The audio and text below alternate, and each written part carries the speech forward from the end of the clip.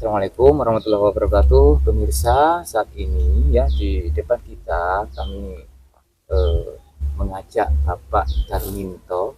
Beliau adalah sesepuh di desa Perning. Nah, ada hal yang perlu kita ketahui dari apa yang diketahui oleh Pak Darminto tentang ramalan Jayabaya. Nah, niku pripun Pak Darminto? Ramalan Jayabaya itu seperti apa sesungguhnya sebetulnya? Assalamualaikum warahmatullahi wabarakatuh. Rayu rayu rayu sagung dumadi. Ini agak meluas ya, dari makam Belanda terus Romusa, sekarang menginjak apa yang saat ini terjadi maupun apa yang akan terjadi, yang didasari dengan apa yang pernah disampaikan ya. Ramalan atau jonggo itu adalah apa yang pernah disampaikan oleh beliau-beliau yang diberi karomah sama Yang Maha Kuasa untuk menjabarkan apa-apa yang akan terjadi. Setahu saya mungkin sedikit berbeda dengan saudara-saudara yang begitu lebih pandai daripada saya.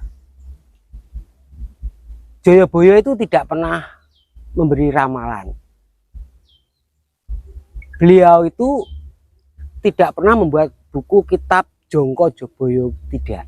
Jadi kalau sekarang kita bisa menemui membaca kitab Jongko Joyoboyo, itu adalah kumpulan daripada lontar yang pernah ditulis Empu Baradah. Empu Baradah itu memiliki kumpulan. Lontar itu adalah daun daripada pohon siwalan yang sudah kering, lalu dengan kemampuan beliau ditulis cuma digarit-garit gitu. Nah, di situ ada banyak lontar-lontar untuk ketatanegaraan itu, termasuk ada itu ya untuk ketatanegaraan Bhinneka Tunggal Ika, itu juga dari lontar yang ditulis oleh Empu Baradah waktu. Nah, kebetulan waktu itu beliaunya Empu Baradah itu adalah penasehat daripada Singasari. Singasari dipecah menjadi dua, yang salah satunya adalah menjadi Kediri yang kita kenal saja yang namanya Prabu Jayabaya. Nah, Prabu Jayabaya ini punya kebiasaan atau hobi, kalau istilah memang belajar dari apa yang menjadi tulisan-tulisan para leluhur beliau untuk dipelajari, untuk menambah pengetahuan. Dari ilmu ketatanegaraan itulah beliau menulis salah satu tulisan adalah Nuswantara. Karena apa? Belajar daripada kerajaan-kerajaan yang dahulu, kan waktu itu Singasari menjadi dua, yang satu Nyenggolo Kahuripan, yang satu menjadi Kadiri, itu Kediri ya, bukan Kadiri tapi Kediri. Itu agar ini negara ini bisa apa namanya ya, bisa langgeng atau punya masa yang lebih panjang. Ternyata ada suatu keinginan beliau untuk apa namanya, mendominasi atau ben nanti biar para pemimpin-pemimpin yang bisa melanjutkan negara ini setelah, dan apa yang sebenarnya yang ditemukan cuma Nuswantara. Nah, dari urean-urean tulisan Nuswantara inilah yang akan kuat menerima namanya Wahyu. Wahyu Pamengku Negoro namanya. Enggak percaya. Ternyata pertama Nuswantara S. Ya, N Nuswantara. Di Bung Karno itu seingat saya itu namanya Kusno. Bung Karno itu setelah beliaunya sudah besar namanya Kusno. Kusno itulah yang mendapat wahyu sehingga beliau mampu mengangkat daripada Nusantara ini untuk lepas dari para penjajah, baik itu Belanda, Jepang, Portugis dan macam-macam, dan menjadi satu soh yang dinamakan Bhinneka Tunggal Ika tadi. Itu ada kaitannya sebenarnya. Nuswantara setelah itu hurufnya apa? Apa? U toh? Oh, ternyata beliau yang menjadi pemimpin puncak pimpinan ada namanya ternyata Soeharto. mau tidak mau kita harus tetap menghormati siapa Soeharto. Beliaulah yang betul-betul menancapkan rasa persatuan dan kesatuan bangsa ini. Dan 32 tahun beliau itu menjadi presiden, itu bisa dirasakan. Lepas dari rasa pro dan kontra, tapi saya salut sekali dengan apa tulisan Nuswantoro tadi. Setelah itu siapa? Setelah Habibie itu bukan termasuk pemimpin, karena beliau ibarat karah. Beliau waktu itu kan wakil, nggak dipilih rakyat toh. Waktu itu apalagi pemilunya nggak seperti sekarang. Jadi Habibie itu nggak termasuk. Setelah Habibie ternyata Bapak SBY. Nah itulah SBY Nuswantoro. Apa namanya Pak SBY itu? Susilo S. Itulah seterusnya itu. Nah sekarang Saman bisa mikir sendiri. Setelah SBY siapa sekarang Bapak Joko Widodo. Jadi uraikan saja. Jadi untuk tahun yang ini juga seperti itu. Di antara mereka ya para pintar-pintar yang saat ini mencalonkan diri sebagai presiden, siapa di antara mereka itu ada yang terkait dengan salah satu huruf Nuswantoro. Dan perlu sampean pahamkan, itu saya yakin betul. Kalau Joko Widodo atau Pak Jokowi sekarang itu mencanangkan IKN yang ada di Kalimantan dengan nama Nuswantoro itulah adalah wujud daripada Ratu Adil. Timbule watu hitam keleme perahu gabus, itu yang mampu menimbulkan daripada watu itu pada Joko Widodo. Dan itu makin nama Nuswantoro itu betul, itu sudah wujud. Nah kembali lagi bahwa ramalan Joyoboyo atau Jongko Joyoboyo itu adalah tulisan atau yang ditulis di dalam daun lontar oleh Empu Barada. Nah, kalau kita tahu, orang Jawa tahu siapa Empu Barada itu, beliaulah yang menulis.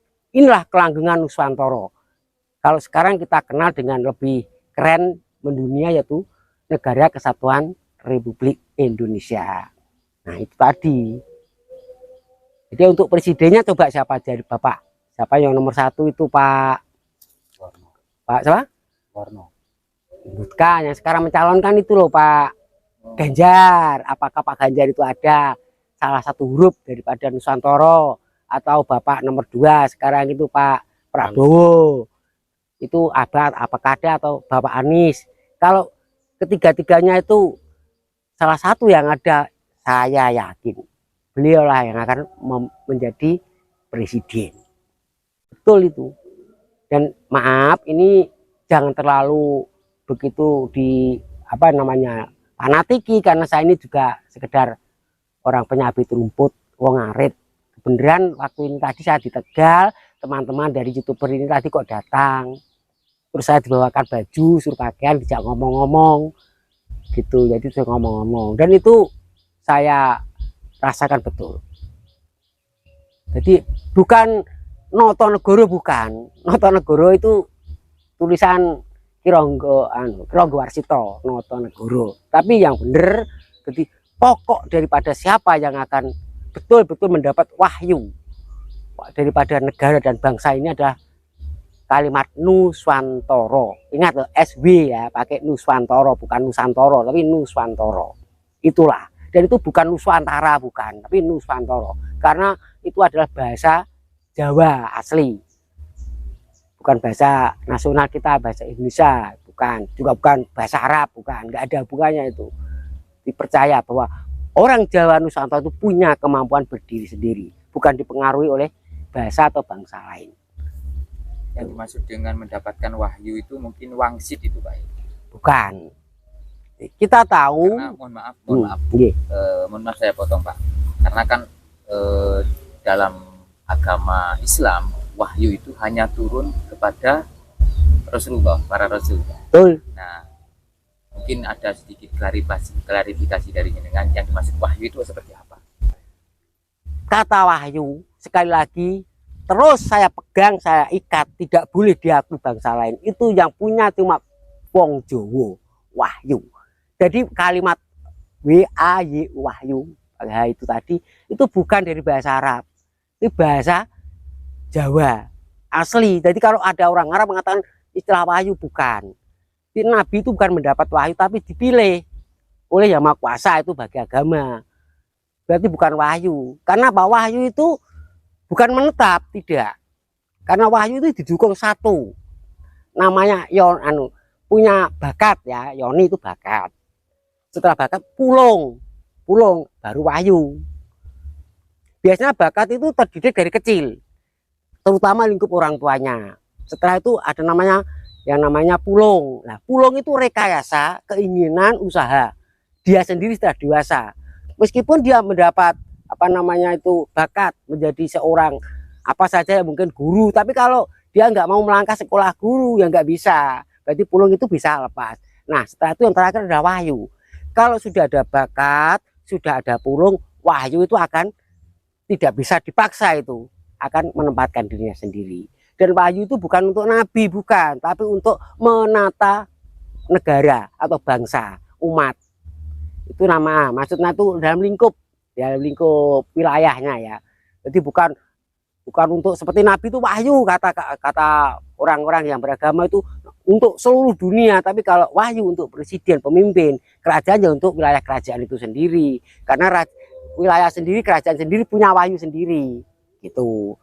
Indahnya bahwa wahyu itu ternyata betul-betul nyata karena kita punya demokrasi. Kalau sekarang saya sering dengar, oh Pak Jokowi itu membangun dinasti ya. Itu zaman kerajaan. Kalau saya raja, anak saya yang paling sulung laki-laki itu bisa menjadi raja. Tapi ini negara demokrasi, orang ngomong Pak Joko Widodo itu membentuk suatu dinasti untuk kekuasaan negara, itu salah bener, salah tur bener. Nah, kalau ingin tahu Jepang itu masih ada, Arab sana ada rajanya. Nah, itu anaknya yang sulung, Inggris itu anaknya yang sulung otomatis menjadi raja. Tapi ini presiden dipilih oleh rakyat kok. Ya, itu makanya hati-hati kalau ngomong itu dipikir yang namanya dinasti itu apa, tapi kalau pilihan rakyat itu kewahyon namanya. Dan saya percaya ini rahasia sebenarnya untuk saya sama istri saya, tapi ini juga cukup bahwa inilah waktunya kebo nyusu gudel. Kebo kuwi wis tuwek, lah gudel iku jek enom. Lah kalau ini bisa bersama-sama akan indah sekali bangsa dan negara itu. Hati-hati ya, hati-hati. Di mana ada calon kebo nyusu gudel atau gudel katut kebo, katut babon, itulah yang paling diwahyoni oleh Subhanahu wa ta'ala.